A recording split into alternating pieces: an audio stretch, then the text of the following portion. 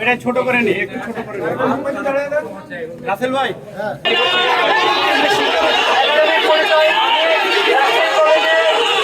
আমি রাজশাহী কলেজে অর্থনীতিতে অনার্স করতেছি, থার্ড ইয়ারে পড়ি।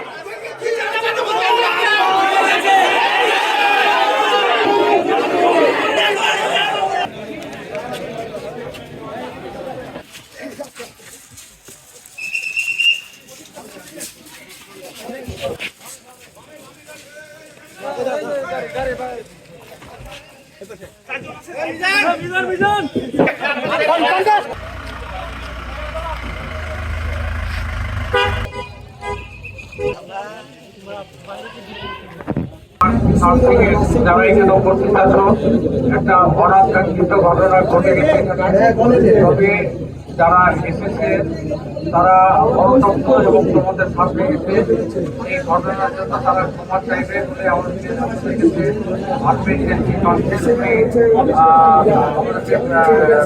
এতে আশ্বাস দিয়েছেন যে ওনারা ক্ষমা করবেন। তারপর তোমরা এখন ভদ্রতা খাচ্ছে যেভাবে হোক একটু চুপচাপ থাকবা, কাউকে উত্তেজিত করবে না। ভুল এবং ভুলের কারণে আমরা আপনাদের প্রতিষ্ঠানে আপনাদের যারা এখানকার সমন্বয়ক আছেন এবং এখানকার দায়িত্বশীল আছেন তাদের সাথে সমন্বয় না করে এটা ব্যক্তি পর্যায়ে আসা হয়ে গেছে। তো আমাদের এই ভুলের কারণে আমরা আমাদের পক্ষ থেকে আপনাদের কাছে আমাদের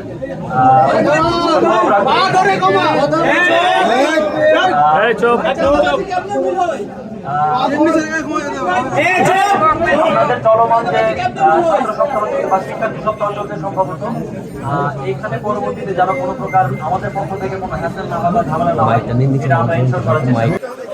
আমি গোলাম কিবরিয়া চৌধুরী মিশু, রাজশাহী বিশ্ববিদ্যালয়ের গণযোগাযোগ ও সাংবাদিকতা বিভাগের সাবেক শিক্ষার্থী।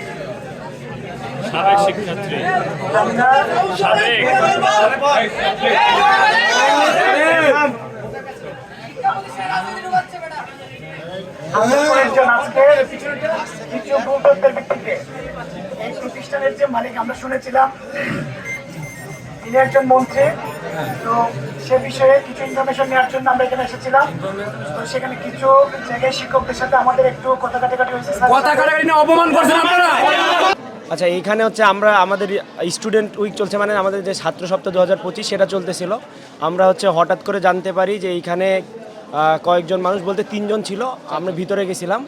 তো ওইখানে 3 জন ছিল, ওরা সমন্বয়ক পরিচয় আসছে। সমন্বয়ক পরিচয় আসার পরে হচ্ছে যে চাঁদার জন্য দাবি করছে। তারপরে আমাদের যে ম্যানেজিং ডিরেক্টর স্যার আছে তার সাথে খারাপ বিহেভ করছে। তখন আমরা সেটা জানতে পেরে হচ্ছে যে তৎক্ষণাৎ আমরা ওইখানে যাই। ওইখানে যাওয়ার পরে দেখি যে হচ্ছে যে ওইখানে একটু হই হুল্লোড় হচ্ছিল।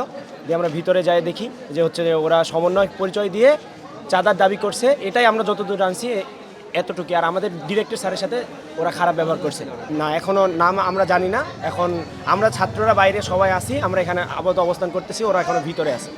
আমি গোলাম কিবরিয়া চৌধুরী মিশু, সাবেক সমন্বয়ক বৈষম্যবিরোধী ছাত্র আন্দোলন রাজশাহী বিশ্ববিদ্যালয় এবং কেন্দ্রীয় কমিটি।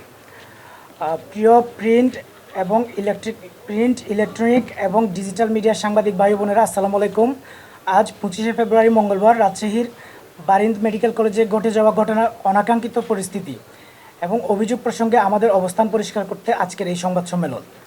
প্রিয় দেশবাসী, আপনারা জানেন জুলাই গণঅভ্যুত্থানে দেশের ছাত্র জনতার উপর গণহত্যার সাথে জড়িত আওয়ামী লীগের নেতাকর্মীরা বিভিন্ন প্রভাবশালী মহলের আশ্রয় প্রশ্রয়ে ধরাছোঁয়ার বাইরে থেকে যাচ্ছেন। বেশ কয়েকদিন ধরে নগরীর পদ্মা আবাসিকে অবস্থিত বারিন্দ মেডিকেল কলেজ থেকে আমাদের কাছে বেশ কিছু অভিযোগ আসতে থাকে। সেখানে আওয়ামী লীগের সাবেক পররাষ্ট্রমন্ত্রী শাহরিয়ার আলমের বাবা, যিনি শাহরিয়ার আলমের অবর্তমানে প্রতিষ্ঠানটির চেয়ারম্যানের দায়িত্ব পালন করছেন, তার আশ্রয়ে বেশ কয়েকজন আওয়ামী লীগের নেতাকর্মী সেখানে কর্মরত রয়েছেন। চলমান অপারেশন ডেভিল হান্টে আইনশৃঙ্খলা রক্ষাকারী বাহিনীকে সহায়তা করতে আমরা সেখানে তথ্য সংগ্রহ করতে চাই। এই প্রক্রিয়ার অংশ হিসেবে প্রতিষ্ঠানটির সচিব ভারপ্রাপ্ত তাজুল ইসলাম রনির সাথে যোগাযোগ করে আমরা প্রতিষ্ঠানের প্রিন্সিপাল চেয়ারম্যানের সাথে আলোচনায় বসি। আলোচনার এক পর্যায়ে সেখানে কর্মরত বেশ কয়েকজন অফিস স্টাফ যারা আওয়ামী লীগের রাজনীতির সাথে জড়িত এবং স্থানীয় রাজনৈতিক নেতাকর্মীরা সেখানে ঢুকে পড়েন এবং আমাদের সাথে বাকবিতণ্ডা শুরু করেন। এর মধ্যে রুম এবং প্রতিষ্ঠানটির বাইরে মব তৈরি করে আমাদেরকে আটকে ফেলা হয়। এই পরিস্থিতিতে আমরা পুলিশ, সেনাবাহিনী এবং অন্যান্য আইনশৃঙ্খলা রক্ষাকারী বাহিনীর ভাইদের সহায়তায় সেখান থেকে বের হই। এই ঘটনাকে ইস্যু করে ইচ্ছাকৃতভাবে আমাদের চাঁদাবাজ বানিয়ে সামাজিক যোগাযোগ মাধ্যমে প্রচার করা হয়, যা আমাদের দৃষ্টিগোচর হয়েছে। কোনো ধরনের অভিযোগ কিংবা তথ্য প্রমাণ ছাড়া যে সমস্ত ব্যক্তি বা প্রতিষ্ঠান আমাদের মর্যাদাহানির উদ্দেশ্যে ডিজিটাল স্পেয়ারে অপপ্রচার চালিয়েছে, আমরা তাদের বিরুদ্ধে আইনি পদক্ষেপ গ্রহণ করব এবং আমরা সে প্রস্তুতি নিচ্ছি। এবং একই সাথে আমরা এই ধরনের ন্যাক্কারজনক ঘটনায় ক্ষুব্ধ প্রতিক্রিয়া জানাচ্ছি এবং অনতিবিলম্বে ঘটনার সাথে জড়িত আওয়ামী লীগের নেতাকর্মীদের গ্রেফতারের দাবি জানাচ্ছি। তাদের সাথে আমরা সবার সাথে সেটা আলোচনা করিনি, তবে রাজশাহীর যে জেলা এবং বিশ্ববিদ্যালয় এবং মহানগর কমিটির সাথে আছে এরকম একজন, আমরা সবাই মিলে সিদ্ধান্ত নিয়ে সেখানে তথ্যগুলো সংগ্রহ করতে যাই। এবং আমাদের কাছে অভিযোগ ছিল যে ওই মেডিকেলে রোগী সাজিয়ে এবং অফিসার থেকে নিচের দিকে পোস্ট পর্যন্ত কর্মকর্তা কর্মচারী সাজিয়ে বেশ কয়েকজনকে সেখানে আশ্রয়প্রশ্রয় দেওয়া হচ্ছে এবং তাদেরকে সেখানে পুনর্বাসনের একটা চেষ্টা চলছিল। সেটার জন্য আমরা তথ্যগুলো জানতে চাই ওনার কাছে। এবং আমরা গতকালকেও গিয়েছিলাম, সেদিন আমরা দেখা পাইনি, তাদের সাথে কথা বলতে পারিনি, সচিবের সাথে আমরা দেখা করে চলে আসি। আর আজকে আমরা বসে চেয়ারম্যান স্যারের রুমে সেখানে আমরা বসে বিষয়গুলো নিয়ে তাদের সাথে কথা বলছিলাম।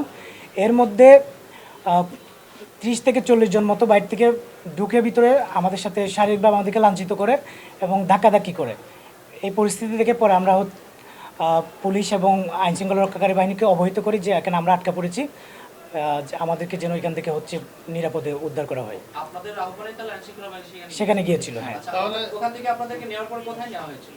সেখান থেকে আমাদেরকে একটা নিরাপদ জায়গায় নিয়ে যেয়ে পরে আমাদেরকে চন্দ্রিমা থানায় নিয়ে যায়, সেখান থেকে আমাদেরকে বাসায় পৌঁছে দেওয়া হয়। অপারেশন চলছিল না, আমরা অপারেশন ডেভিল হান্টের অংশ হিসেবে যে সে জায়গায় আইনশৃঙ্খলা রক্ষাকারী বাহিনীকে আওয়ামী লীগের নেতাকর্মীরা বা যারা গণহত্যায় জড়িত ছিল এই সমস্ত মানুষগুলো কোথায় কোথায় লুকিয়ে আছে এই তথ্যগুলো দিয়ে আমরা অপারেশনের শুরুর দিক থেকে সহায়তা করছিলাম। এখানে দুইটা বিষয় আছে।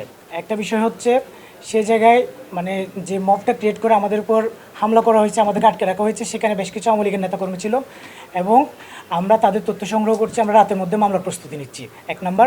এবং 2 নম্বর বিষয় হচ্ছে যে সেখানে যে চাঁদাবাজির অভিযোগ তো দূরের কথা, চাঁদাবাজ বানিয়ে যেভাবে মর্যাদাহানির উদ্দেশ্যে যে পোস্টগুলো করা হয়েছে সামাজিক যোগাযোগ মাধ্যমে, সেখানে বেশিরভাগ ক্ষেত্রে বেশ কিছু ছদ্ম নামের যে আইডিগুলো বা ফেক অ্যাকাউন্ট থেকে এই পোস্টগুলো করা হয়েছে।